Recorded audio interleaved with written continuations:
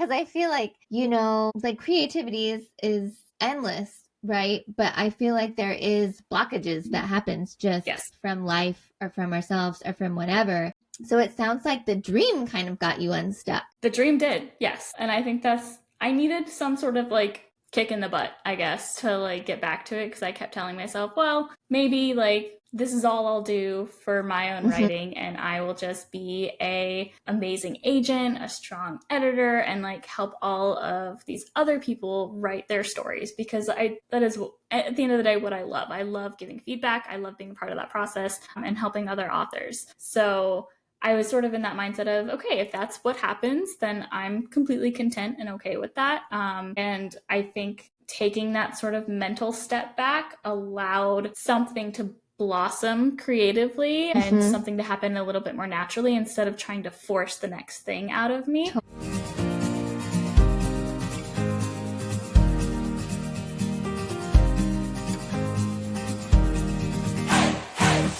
Hello, and welcome to So I Wrote a Book, Now What? Where writers chat about writing. My guest today is Andie Smith. She is a YA author. Her latest book, Covalence, is out now. She is a literary agent with CMA, Creative Media Agency. She has her own podcast, the Publishing Podcast, and she is also an editor with her own company, Sun and Spines Editorial, which I have used, and it's amazing. I love her work. I love working with her. We talk about everything. We talk about all of that and how she juggles all of that and still stays sane. So let's get into it. Andie, thank you so much for being here. Thank you so much for having me. I'm excited to be here. So what made you decide to write a book? Ooh, I bet you get that reaction like, ooh, that's a good question. No, I start out with the tough question. And it's a question I get all the time. You think I would have a better answer for it right away. I started out as a reader, as I'm sure most writers did, and I was always sort of reading above my grade level and doing the quizzes in school for reading and things like that too. And then that turned into writing short stories and poems.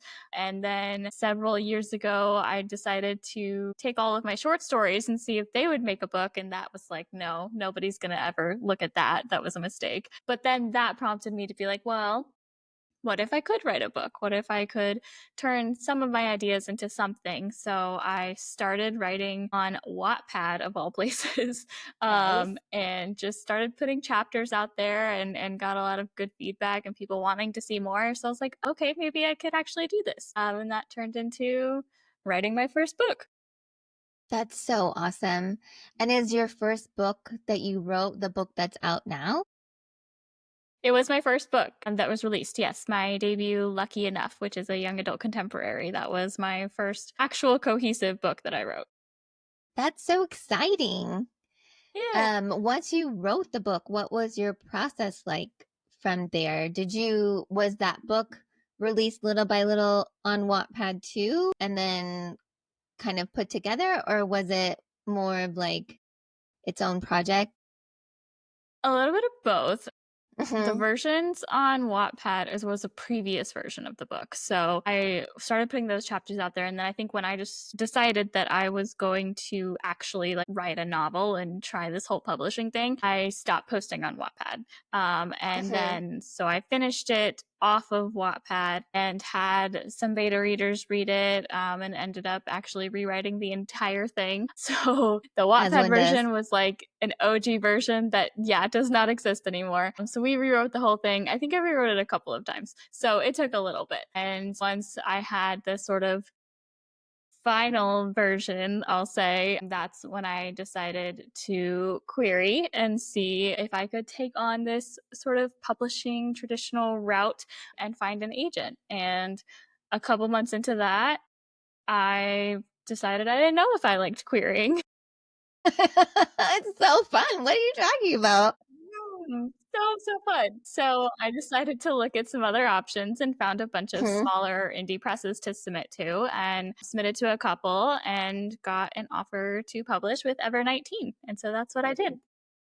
That's so awesome. I have many questions. about many of this. The first being, where did you find your beta readers? Twitter, mostly, I would Mhm. say. 'Cause I joined Twitter because I was like, all right, this is where the writing community is, and that's still true to this day, and I'm still calling it Twitter, so we're doing that. And so I met a couple of people on there, and then I would say also one of my friends I use as a beta reader, who she just is an avid reader. She doesn't know anything about writing whatsoever, but I think that's really helpful to have a beta reader be someone that reads in the genre that you write in, so that you're getting your work in front of your target audience, because yes, all of your author friends are going to buy your book and support you and read it, but the majority are going to be readers that know nothing about writing. So I think it's fun to toss one of those in there. Yeah, for sure. Also, it's kind of a different perspective. I feel like when you give your manuscript to fellow authors, they know the assignment. They are looking for Yes. things to improve, and they are going to tell you about those because that's their job as your reader, as a fellow writer. But when you give your book to a reader, they just know to tell you what they think. Like, it's definitely different for sure. I Yes. think it's valuable to have both. Yeah, I agree. Yeah. So once you submitted to the small press and kind of like got the offer for publication, was that a tricky thing to navigate without an agent? Yes and no, like not entirely. Their small presses contracts are pretty straightforward. So, and I Mm-hmm. had previous experience working with contracts in the legal field, so I kind of already had a sense of language and things like that. But it's different in publishing for sure, and there's a learning curve. And around the time that I got my offer, I was starting my internship as a literary agent intern, so I was starting to get additional resources and things like that as well. And I definitely used my mentor, my agency, and was like, hey, would you mind like looking at this and seeing if it sounds good or what I'm missing here, and kind of walking through it. And she was like, yeah, it all looks pretty standard. Like royalty rates are pretty good here, and explained a couple of things to me. So that was helpful.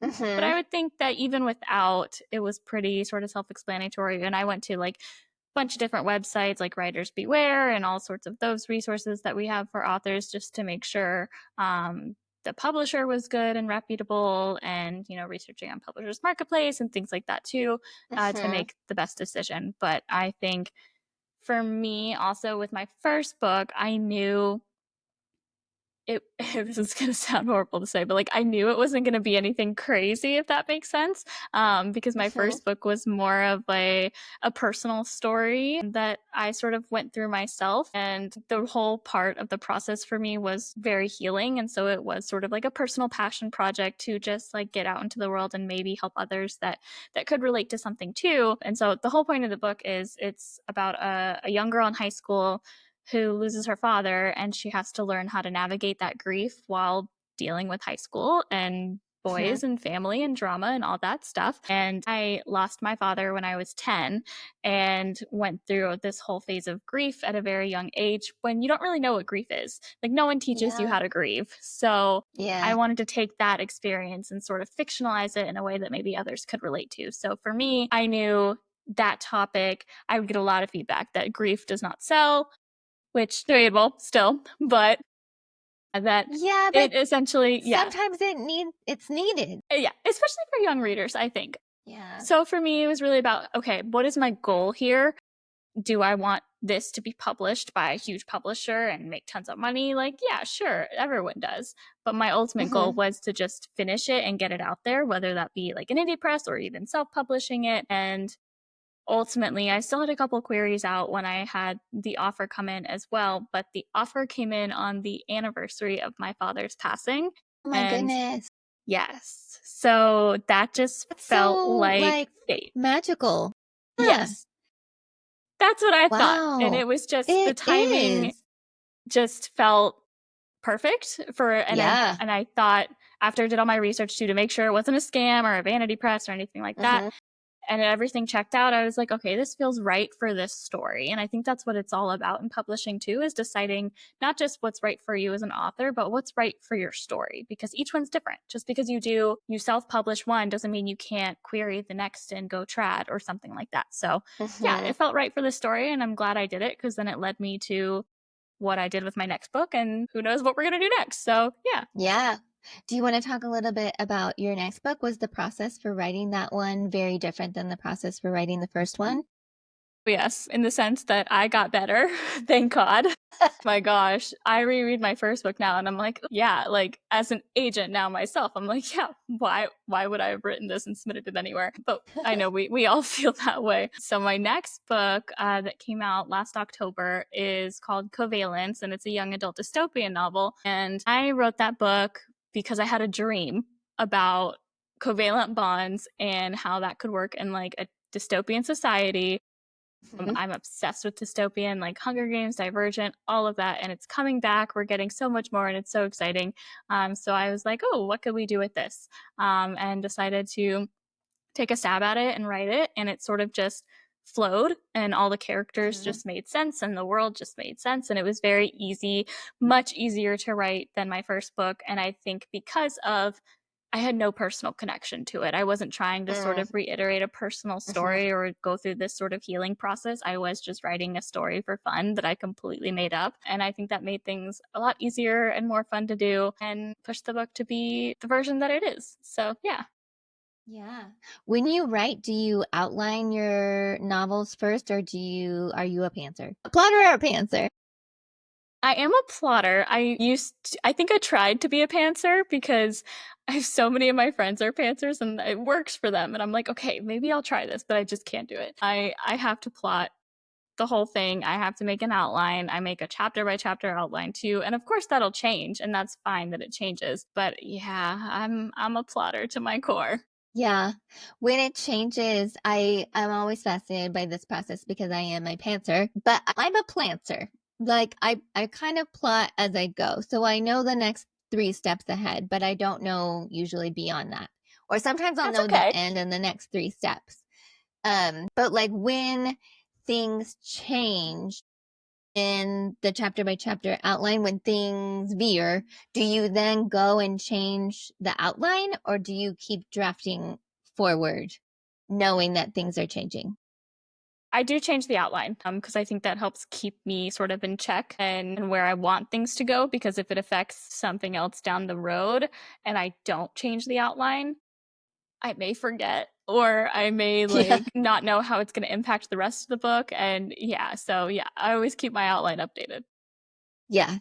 Good to know. I feel like you could get caught in a loop that way, though, of like outline story, outline story. Yeah. Yeah. And I would say I, for the most part, don't have drastic changes, so it's not too much of a loop. It would be like some, at least so far, knock on wood, it's been minor things of like, oh, a character decides to do this instead of this. Like that's Mm-hmm.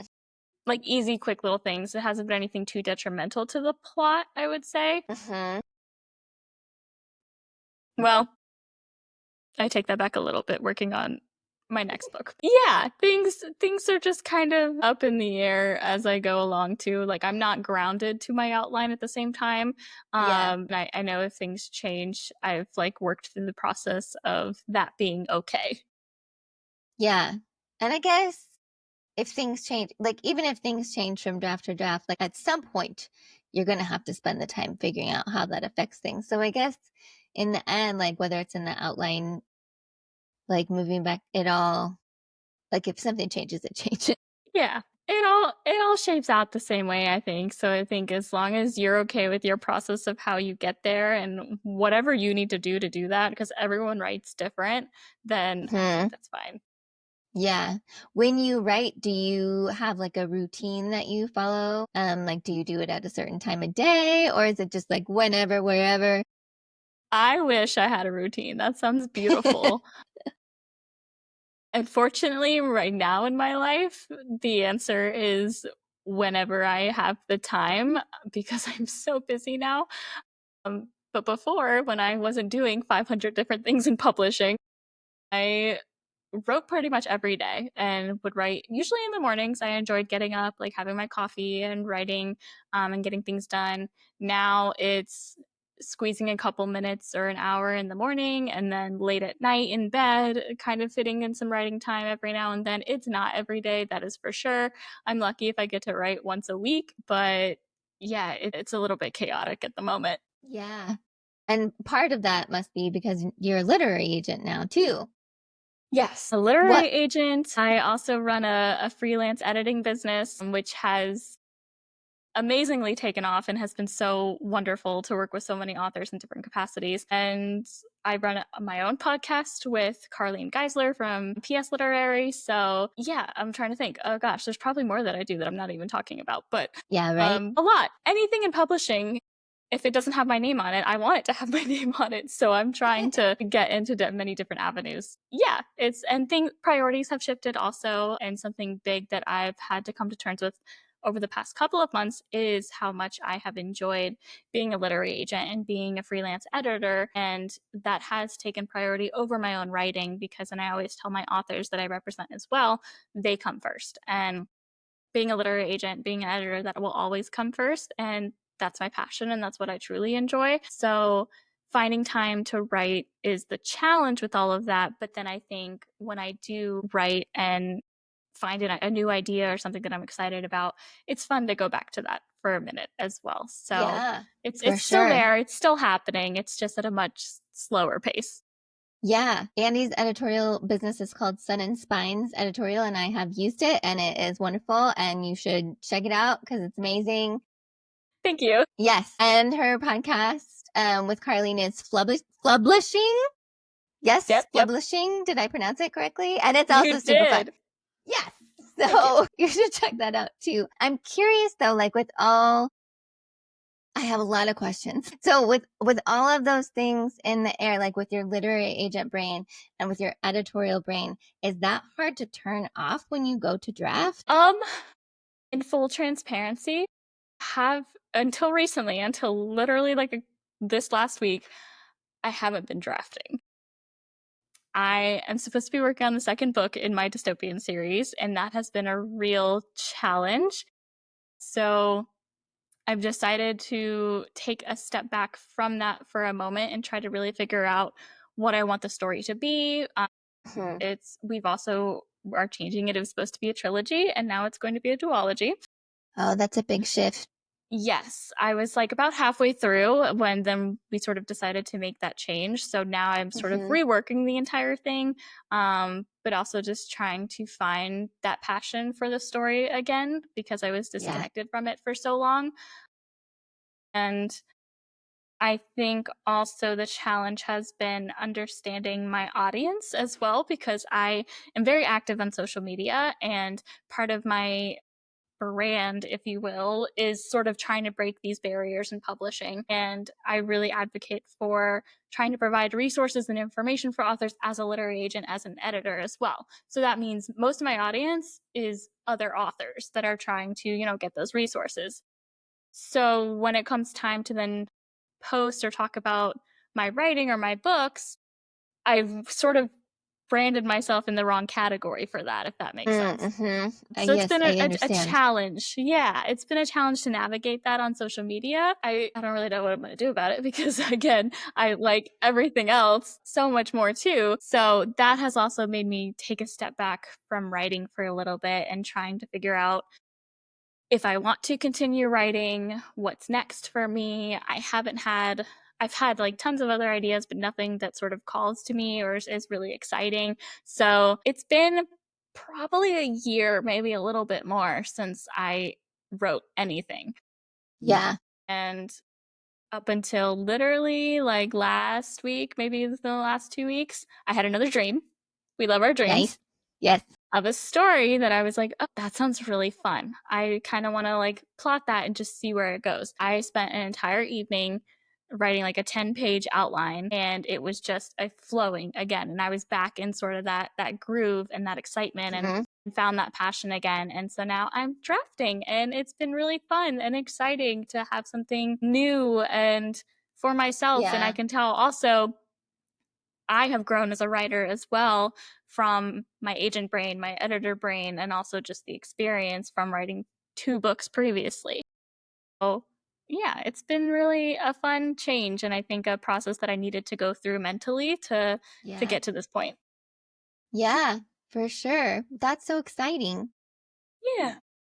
Yeah, I feel like one of the questions I usually ask everybody is like if they've ever been stuck and how they got themselves unstuck.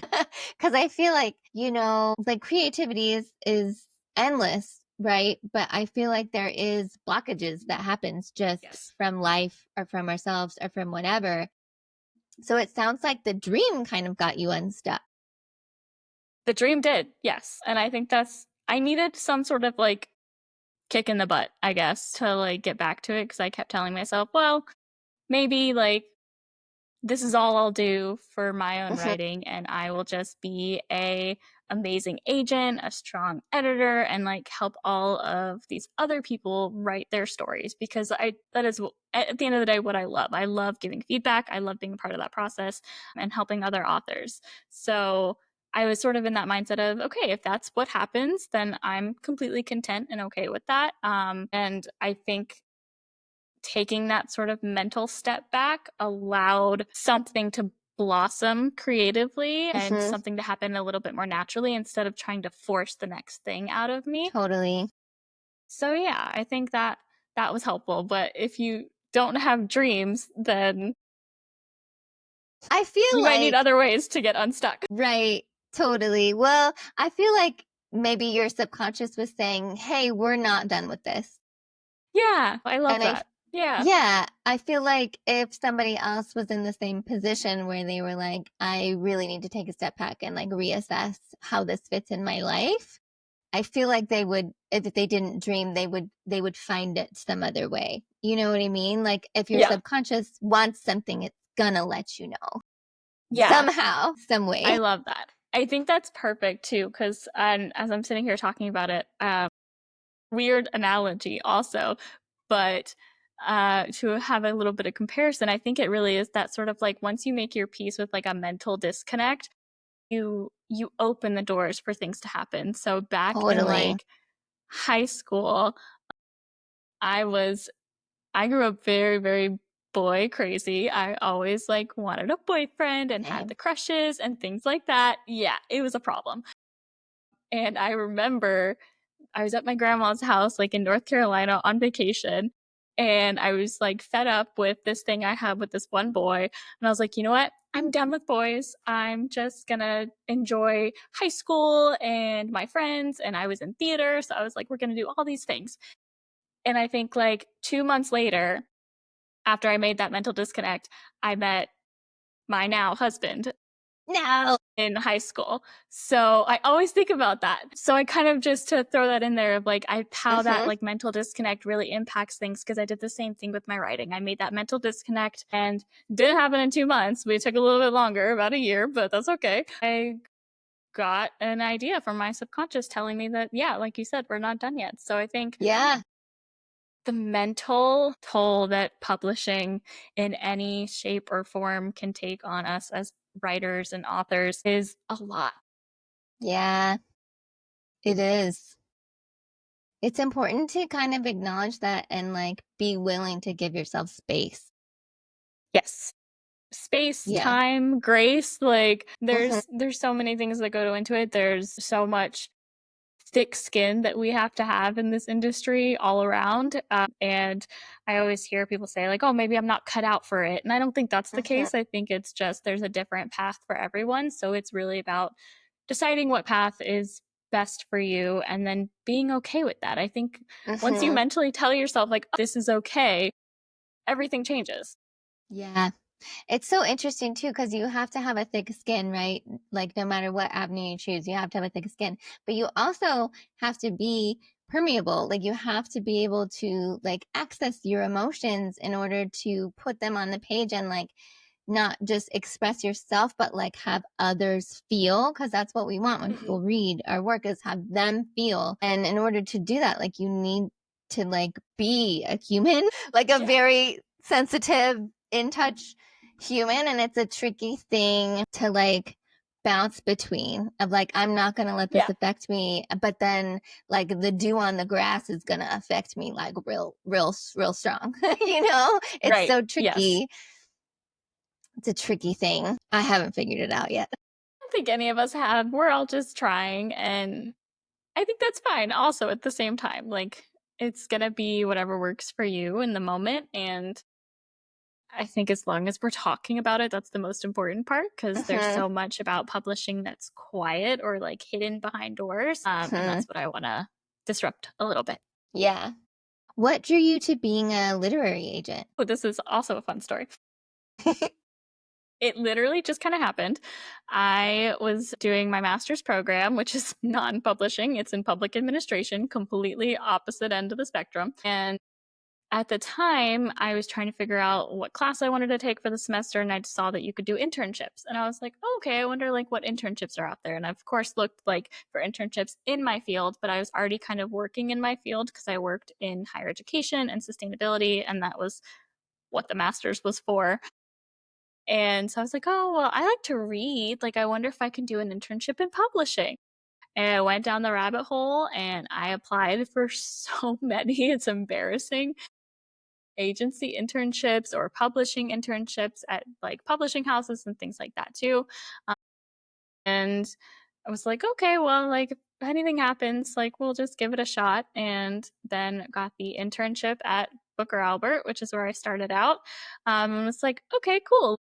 I'll do an internship, learn a little bit about publishing, and I'll be getting class credits. So works for me, sounds good. And then I think it was like 2 or 3 weeks into the internship when I was like, what if I just do this for the rest of my life instead of what I'm going to school for? And that was my shift moment for me. So I really sort of focused all on the internship as well, and dove into many different aspects of what I could learn, what I could take on.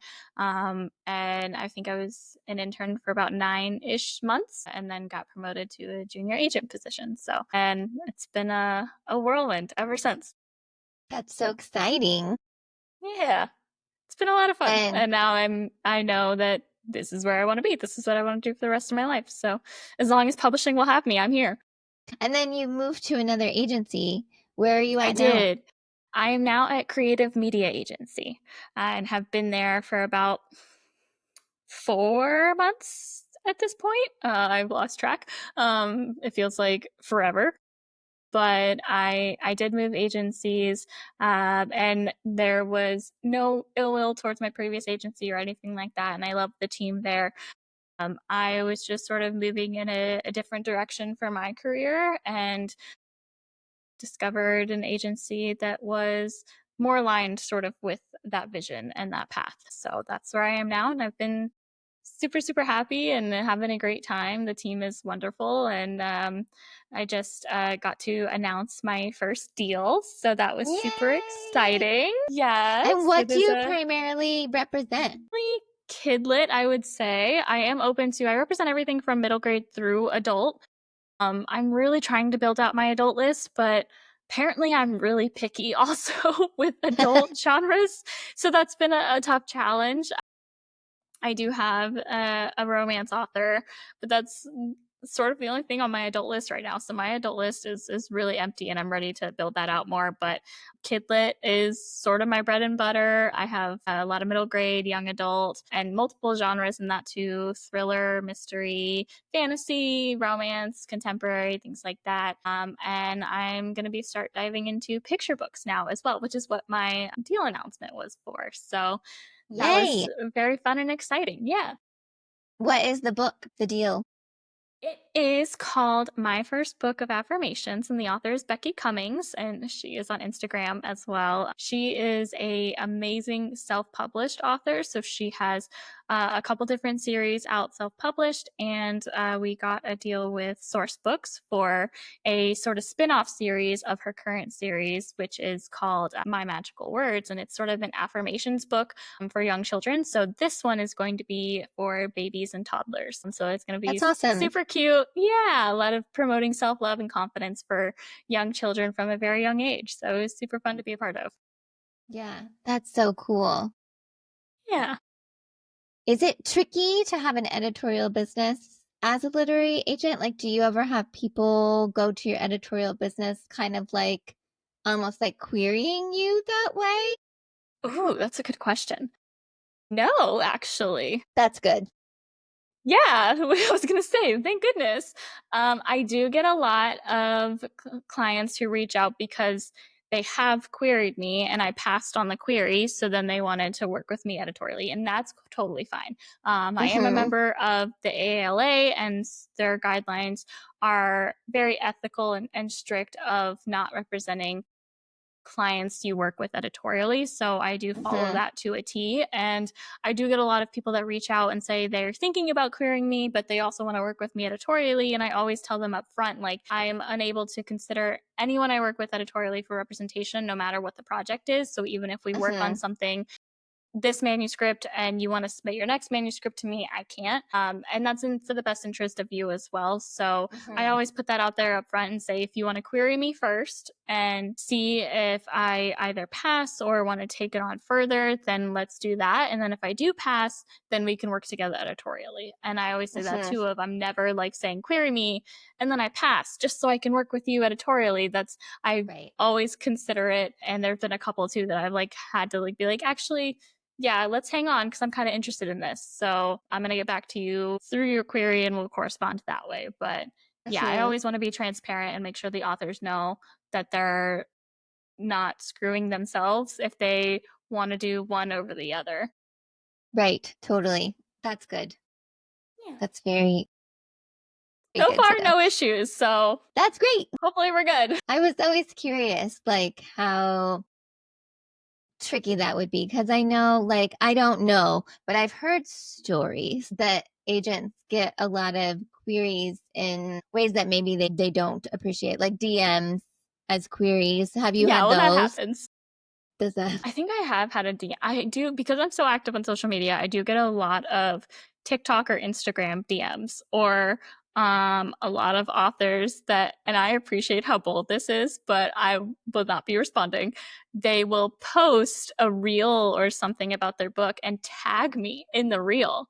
And I'm like, wow, this is interesting. Yeah, I'm like, kudos to you. Like, that's bold, but do they tag just you, or do they tag like you and just you? It's just that's so me. Flattering. They made you a reel. And I'm like, this is so interesting. And I'm like, oh, I kind of want to respond, but I'm really trying to be strict about responding to messages, because if I do it for one person, then I have to do it for everyone. Yeah. And even people that I pass on their queries, they will sometimes reach out, and sometimes it's just super nice. Like, thank you so much for your time. Like, I really appreciate it. And that's totally fine. Like, I'm fine with that. But sometimes they want more feedback. And I do use form rejections in my query responses, and I explain that in multiple different avenues so people know what they're getting. But I can't provide feedback to everyone, or I would be literally just responding to queries all day long. This is a multi-part question as well. Are you an agent that you're open all the time, or are you only open certain slots? I guess I'm really trying to be open all the time. That typically seems to work for me. I'm typically open, I would say, probably like February through end of October, and then I close for like November, December, January, because holidays, and it also allows me to catch up, and because that time is really, really slow for publishing, so it allows me to spend time with fulls and backlog queries and things like that. So, but I try to be open for the most part. I will say, since moving to my new agency, I have seen an increase in the amount of queries that I receive. So far I've been able to keep up with it, but if it ever gets to a certain point that I have to like close for a couple of weeks just to catch up and then reopen, then I'll do that. But I would say, since reopening at my new agency, I've gotten about 500 to 600 queries a month. A month? I was like gonna say, oh my goodness. I thought you were gonna say like since you reopened, because it's like 4 months ago, and I was like, yeah, it's like a little over 100 a month. That's a lot.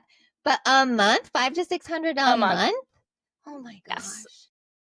And I think when I first opened ever at my previous agency, I got like a little over 1,000 in the first weekend that I opened. And then it averaged about like 200 or 300 a month, I would say. But that has exponentially increased since being at my new agency. So yeah, it's been an adjustment. But again, so yeah, 500 queries a month, we'll say. If I were to provide feedback, ample feedback too, because I don't want to just say like, oh, the character wasn't working or something. Like, I don't want it to be fake. I would never get through my queries. Yeah. So I'd like to try to answer those as fast as possible and get people a response. So I do get some messages like asking for more feedback, and I always feel so bad, but I'm really trying to like keep the rules to myself as well. Yeah. Of if you answer this person, then you have to answer all the other 20 people that messaged you over here. Yes. So I have stopped responding to those, and I put that Yeah. out there as well that I can't. There's just so many messages, and if I spent all day responding to messages, then I would never get my queries answered. And there's always going to be something. Yeah. But yeah, we do get, and I'm not the only one. We do get a lot of Yeah. DMs on, and there's many different platforms now, right? We've got TikTok, Twitter, Blue Sky, Right. Instagram, Mhm. Facebook, LinkedIn. People are reaching out to us on LinkedIn as well. So it's everywhere. Yeah. Do you ever just like look at that inbox and just go, nope, nope? All the There's time. just so many. I think after I first opened, it was very overwhelming because also there's this really funny trend with authors where they like to query an agent as soon as they open, like on the first day that they opened. And Mhm. I get that like excitement and maybe fear that they might close very soon or something like that. But it always happens. So I get like a front load of like a ton of submissions, and then they sort of slow down like as the month progresses, or sometimes not. But either way, so when I first opened at my new agency, I was like, oh my gosh, I might have to close. And I just opened last week. Like it was Yeah. insane. But so sometimes I do. I don't look at queries every day. I try to at least get a couple answered. But I also like to be in a specific mindset for looking at queries. Mhm. And if I'm not having a good day or not in that mindset, it will do no one any good if I look at queries. So there are days where I do check it every day just to see where my numbers are, because I don't like to get to a certain point and have things just build up and build up. So I know like, Yeah. okay, tomorrow I got to sit down and go through some of these. But yeah, there are some days where I'm just like, no, not today. What is your method of going through them? Do you sort it by genre? Do you do it as they come in? So I do by genre, and I do in order by genre, if that makes any sense. Uh-huh. So I do sort it by genre, and I try to answer in order. And so I will go through and I read every single query, and I read the query letter first, and I decide if the query letter is pulling me in at all. And if it is, then I'll go down and look at the pages. I still look at the pages even if the query isn't fully pulling me in, because sometimes the writing may be really good, but the query letter isn't as strong. And Mhm. I can fix a query letter, I can fix your pitch, but I cannot fix your writing. So that's Mhm. always super important to me, and the pages matter most to me. So, but I always like to read the query letter first, just see if there's any sort of gut reaction or tingle there for what was being presented, and then go through and look at the pages as well.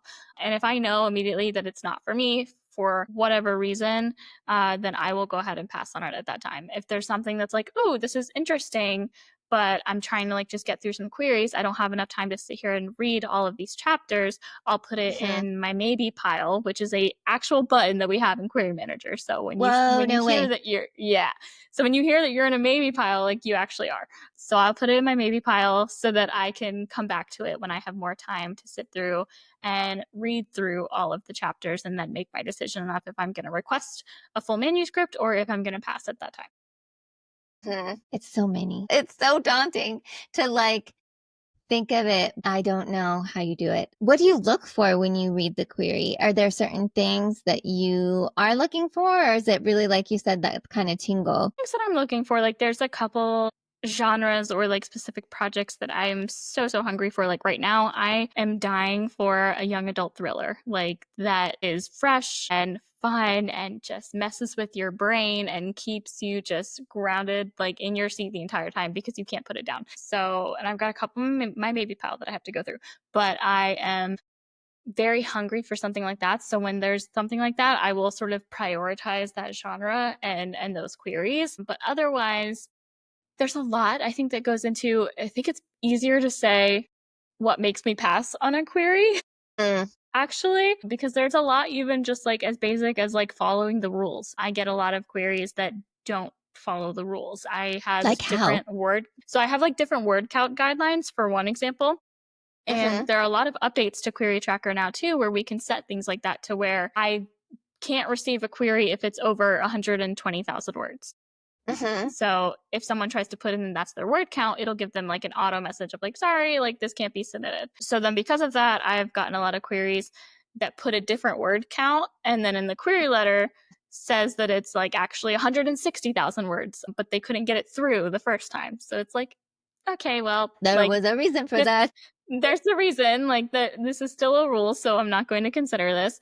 And I think one of my biggest things, I don't want to call it a pet peeve, but one of my biggest things with queries is when the whole query letter talks about the author and there is not a single mention of what the book is about. And I always say, like, I am Fascinating. sure, yes, it happens a lot. And I always Does it say to really? everyone, yes, a lot, I promise. And I always say, like, I am sure everyone as an author, you are a great, great person. Like, there's so much to enjoy and love about you. But I need to know what your book is about. Like, I want to love you and your book at the same time. So if you spend the entire query letter just talking about yourself and I know nothing about your book, that's going to be one of those automatic passes for me. I need to know what the book is about. So I really appreciate like that, the standard query letter structure of like the metadata paragraph, the pitch, and then the bio. It doesn't have to be in any certain order for me, but as long as the heart of those elements are there, then I keep reading and at least want to know what the pitch is. And then I think for me, the main thing I think it comes down to is the pitch and the stakes, I would say. I'm really big on stakes. So I like to know from your query letter, like what's on the line here? Like, why do I need to read more? Why do I need to go to your pages? What's going to sort of hook me in and make me go, I need to find out what happens next. So that's really important to me. And then pitch, a lot of the times I need it to be just fresh and unique, which sounds very generic, but when I have a lot on my list already, I have to think about what my current authors are writing next at the same time, which querying authors will have no idea about. And like they are not at fault for that. But there might be something that's a little too similar to what someone's working on next, and I have to pass for that reason. Or there's a pitch that just doesn't feel fresh in the market, especially in fantasy and romantasy now. There's so much there that if it feels like, oh, this doesn't add anything new, then it will be a pass for me because I know in my head I have to sell it to an editor as well. So it needs to have something, some sort of element that makes it stand out. Yeah, that makes sense. Do you do pitch events? I do. I love pitch events. Don't do them on Twitter as much anymore, but I try to every now and then. But I do a lot of events with like writing day workshops or Writing Away Refuge. There's a bunch of different organizations that I do sort of virtual pitch events with or in person as well when I can, and workshops and things like that. I will say that the Twitter pitch events are a little overwhelming.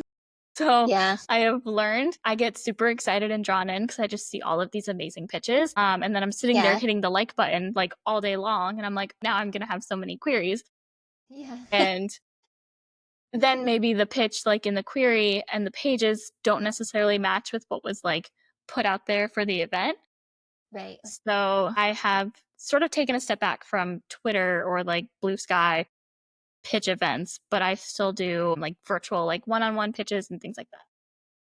Would you say from your like client list that you have, how many were cold queries? How many were pitch events? Just out of Everyone curiosity. asks me this question. I feel like I need to write it down so I remember each time. Most of them were cold queries. You know, definitely 2 were from a pitch event. One was from a like writing day workshop pitch event where she pitched me on a call like this. And then one was from a Twitter pitch event. So yay for Twitter. It did work eventually. But yeah, one was from there. And then most of them were cold queries. I'm going through like the list in my head also. Yeah, I think most of them were cold queries and a couple have been like referrals from other agents that have sent things my way. But yeah, for the most part, I like my cold queries. Like I love finding the diamond in the rough, so to speak. Yeah, that's good to hear. Well, thank you so much for being here. This has been so amazing learning about like not just your writing process, but also your like literary agent, editor, like so many things that you do. So many things. Yeah. So many things. Is there anything else that you'd like to share? know. Gosh, I don't know. And you've chimed in with all of my things as well, but I would say I'm here for questions and support also, so feel free to reach out to me on social media, or if you're interested in editing services, check me out. All my services are on my website at andiesmithbooks.com. My agency information's on there too, so if you want to query me, please do. If you've got a YA thriller, please send it my way. And yeah, just stay tuned for all the more exciting publishing things. Yeah, and I'll link all your things. I'll link everything. Thank you. You're so kind. Thank you so much. I really loved talking with Andie. I really loved hearing all about the different facets of everything she does, but I also really loved what she's kind of done for herself in her writing, and that she didn't push through the block that she was feeling. She wasn't feeling it, and she had 10 million other things going on, and she gave herself grace to step away and to figure out, maybe reassess what she wanted to do with her writing, maybe not do it as much at all. And I think that that is a really brave thing to do, and I think it's a really hard thing to do, but by doing that, she also gave herself space to tap into that creativity again.